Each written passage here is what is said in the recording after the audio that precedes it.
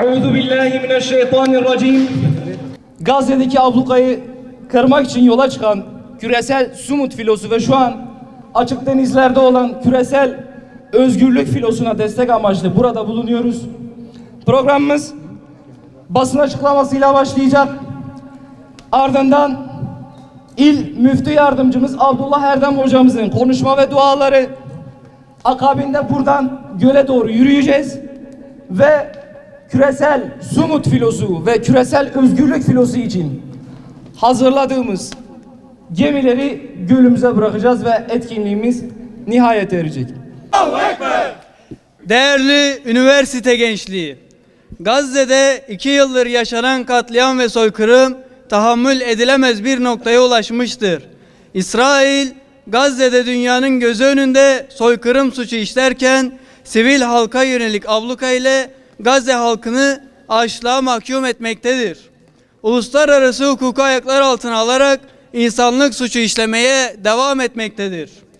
Sistematik olarak sürdürülen bu vahşet ABD'nin koşulsuz desteğiyle sürerken her geçen gün ölümler kitlesel hale geliyor. Tüm dünyanın gözleri önünde cereyan eden soykırıma karşı hem uluslararası mekanizmalar hem de İslam ülkeleri sessiz kalmaya devam ediyor. Şayet bu sessizlik devam edecek olursa tarihte eşine rastlanmamış toplu ölümler gerçekleşecek ve bir utanç vesikası olarak tarih tarafından not edilecektir.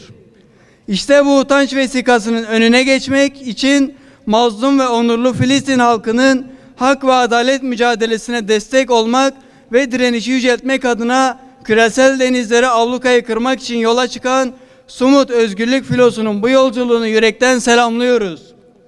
İnsanlık onurunu yüklenen küresel Sumut Filosu Gazze için yola çıktı.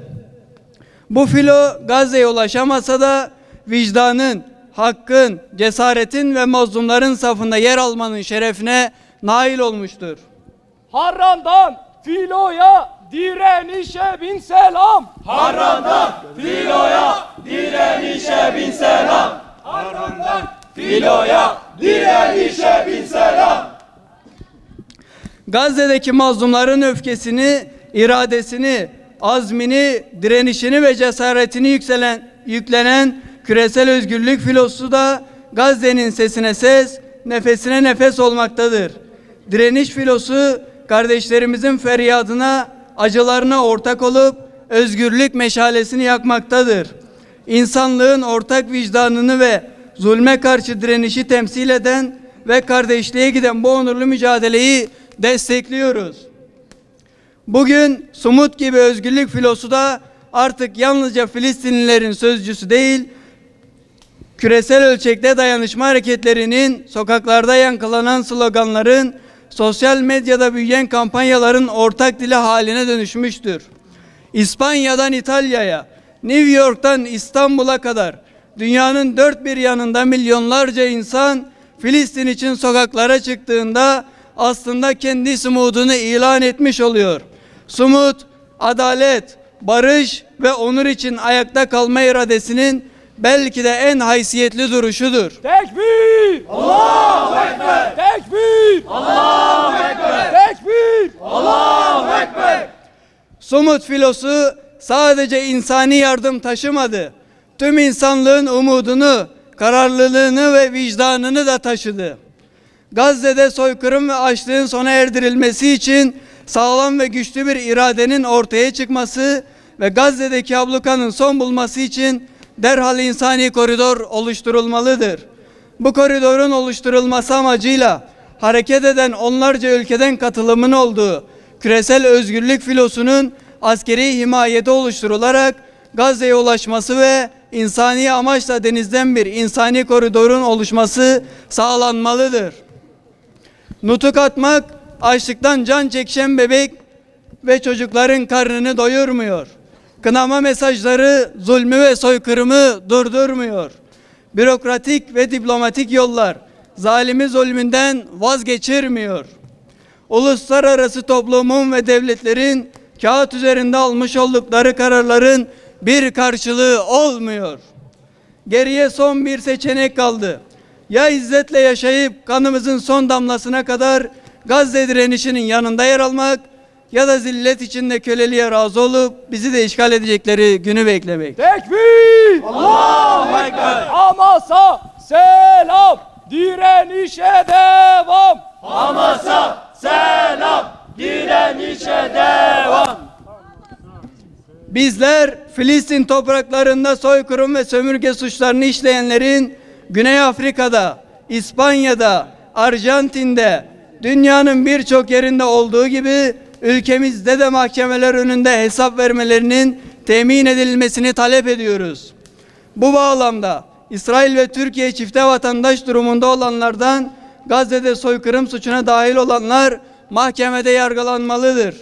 Bu konuda soykırımı durduramayan uluslararası anlaşmalar, ticari kaygılar gerekli adımların atılmasına engel olmamalıdır. Ülkemde Siyonist istemiyorum. Ülkemde Siyonist istemiyorum. Bu zulümler karşısında ümmetin tefrika içinde oluşu ve parçalanmışlığı da ayrıca üzerinde durmamız gereken bir mesele. Bizler ancak kardeşliğimizi pekiştirerek, birlik ve beraberlik içinde hareket ederek mazlumların yanında durabiliriz. Unutmayalım ki ümmetin birliği Filistin'in kurtuluşunun anahtarıdır.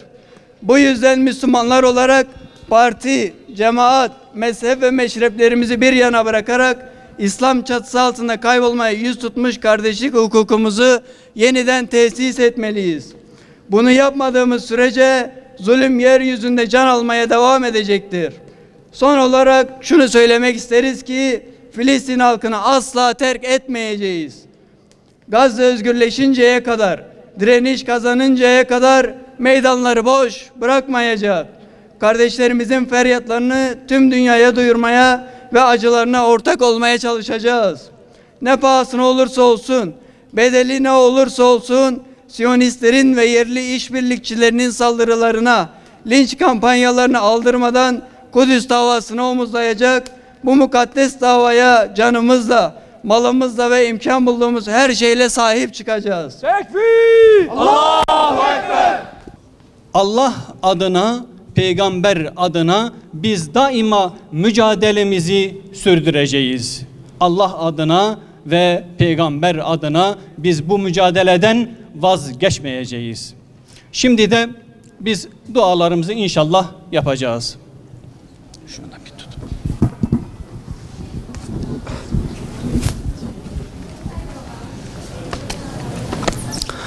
Bismillahirrahmanirrahim. Elhamdülillahi Rabbil alemin. Vessalatu vesselamu ala Resulina Muhammedin ve ala alihi ve sahbihi ecma'in. Rabbena teqabbel minna inneke entes semi'ul alim ve tub aleyna ya Mevlana inneke entet tevvabur rahim ve hdina ve veffikna ila'l hakki ve ila tariqin mustakim. Ya Rabbi, ümmeti Muhammed'e vahdet şuuru ver. Kudüs bilincini ihsan eyle.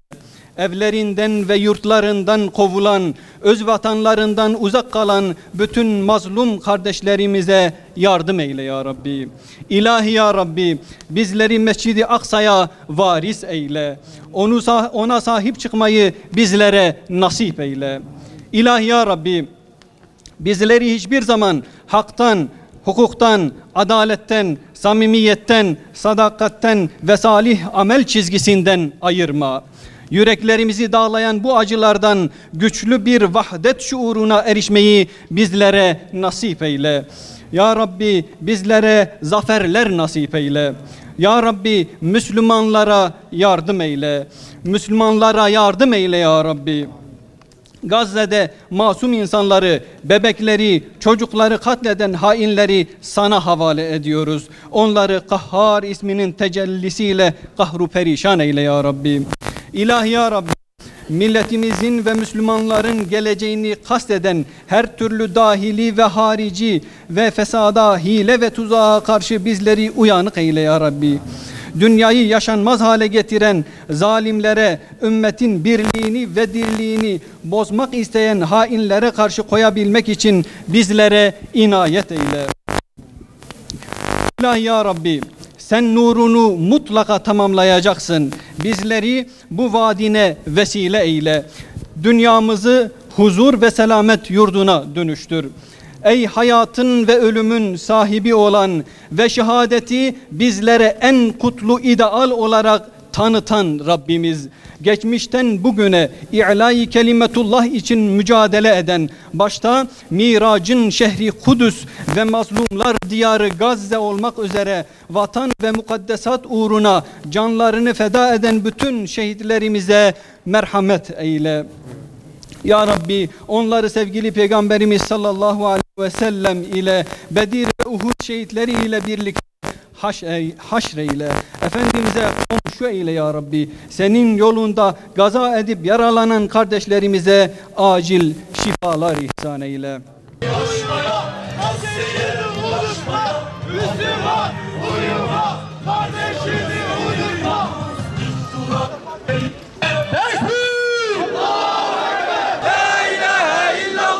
Amerika lanetullah! Amerika lanetullah! Tekbir! Tekbir! Tekbir! Hasan saklanana! Selam olsun! Gazze'ye! Selam olsun! Sumuda! Selam olsun! Özgürlük filosuna! Selam olsun! Tekbir! Allahu Ekber! Tekbir! Allahu Ekber! Allahu Ekber ve lillahil hamd. Allahu Ekber, Allahu Ekber. La ilahe illallah, Allahu Ekber. Allahu Ekber. Tekbir. Allahu Ekber. Hamas'a selam, direnişe devam. Hamas'a selam, direnişe devam. Özgürlük filosuna destek için toplandık.